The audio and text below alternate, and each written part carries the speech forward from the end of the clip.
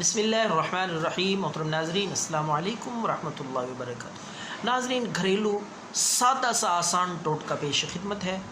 ضرور آزمائیے گا. یہ ٹوٹکا گھریلو آسان سادہ سا ہے خارش کے لیے. جسم کے جس حصے بھی خارش ہو، الرجی ہو، خشک خارش کے لیے یہ یاد رکھیں.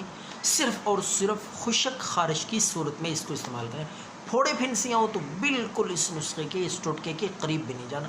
اگر کھجلی ہے، خشک خارش ہے، تو یہ انشاءاللہ اللہ کے فضل سے خارش کو ختم کر دے گا، الرجی کو.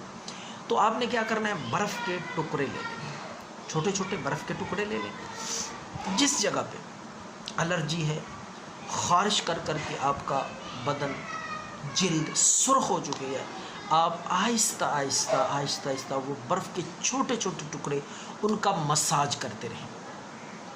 مساج آپ نے کرنا ہے صرف شام کے وقت، دن میں ایک بار. صرف کم از کم آپ نے یہ برف کے ٹکڑوں کا مساج 3 یا 4 منٹ تک، یہ ٹائمنگ یاد رکھیں، اس سے کم اور زیادہ نہیں ہونا چاہیے. 3 یا 4 منٹ آپ ہلکے ہلکے آہستہ آہستہ بالکل آرام سے تھوڑی سی برف لے کے، زیادہ نہیں، چھوٹے چھوٹے ٹکڑے لے کے آہستہ آہستہ مساج کرتے رہیں.